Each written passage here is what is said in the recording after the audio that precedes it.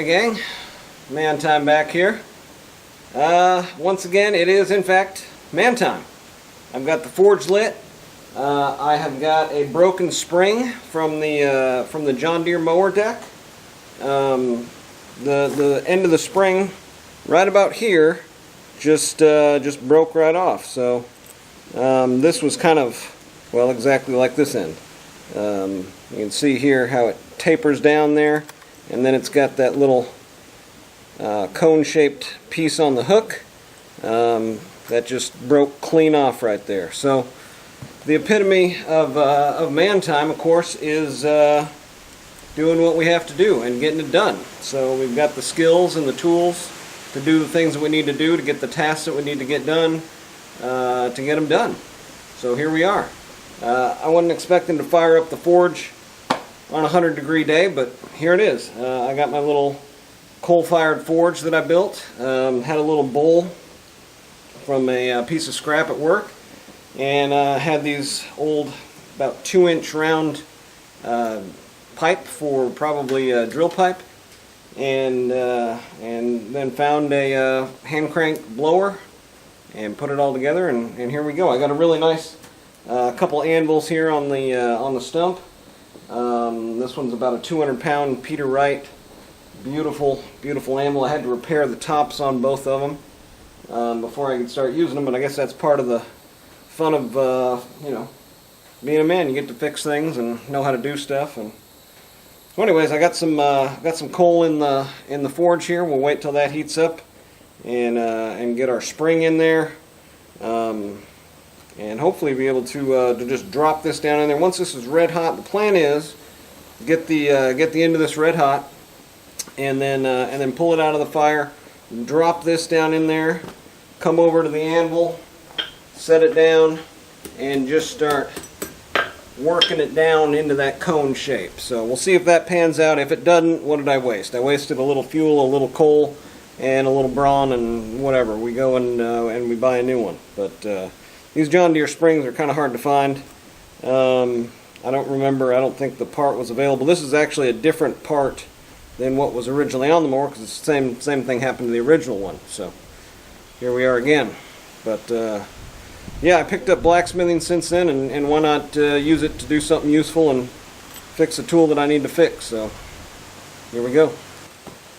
Well, I just got done forging, and stupid me, I forgot to hit the record button. So what happened was, I fired up the forge, talked a little bit, yakety yak, all good stuff, all gone. All gone. I'm not going to do it again. The forging process is done, right? So I had to forge the end of this over so it would bite on that little cone inside of there. I heated this up in the forge, and heated it up in the forge here, and went to the anvil here, and hammer, hammer, hammer, make it squishy, squishy, and then quenchy, quenchy, and we're all done. Sorry you missed everything. It was honestly so much faster just to go ahead and start the forge. Of course, this spring was broken, right?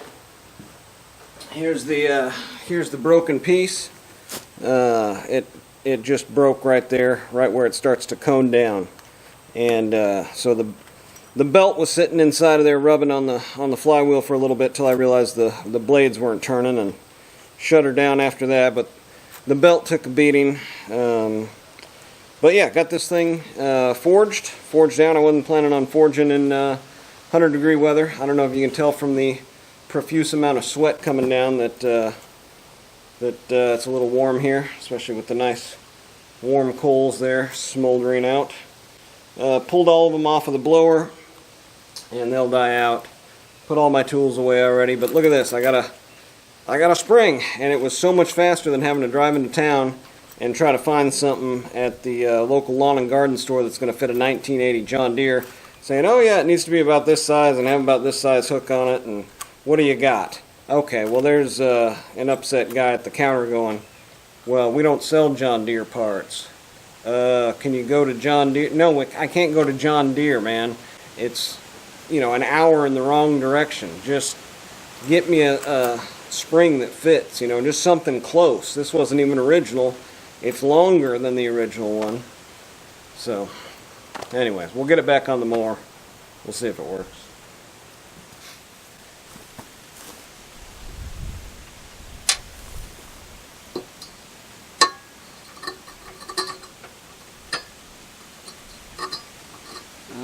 Looks like our back bracket's bent.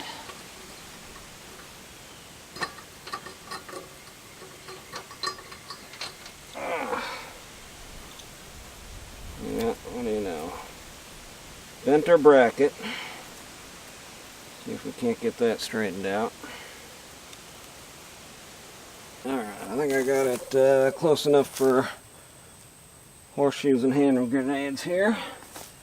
Okay, so what I'm going to do, I guess, is get up to my tensioner here.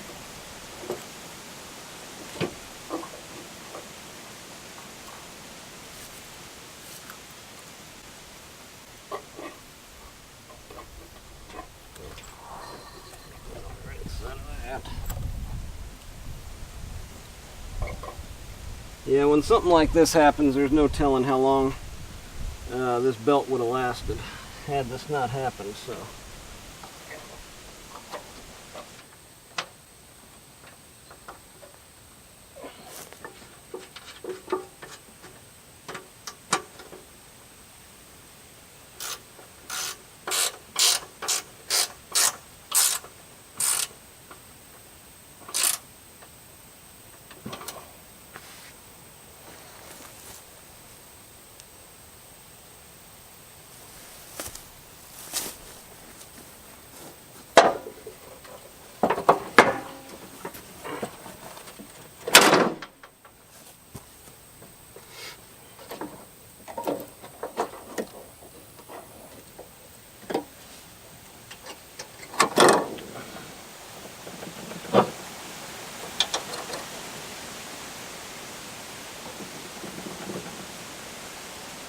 Alright, I think that'll do it. I don't know how much of this damage was caused from this, how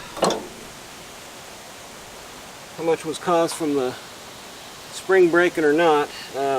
Obviously this is way too much wear for a brand new belt. I don't have any noticeable wear on any of the shivs here, so I'm a little concerned with how this belt is wearing.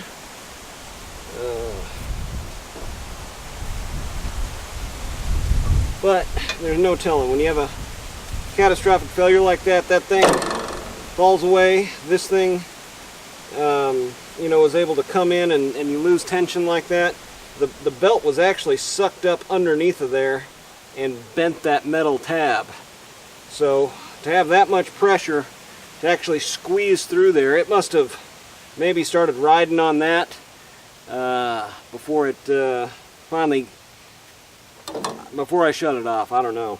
But anyways, it looks like it's back together. We'll button it up, put it back on, and run it around a little bit.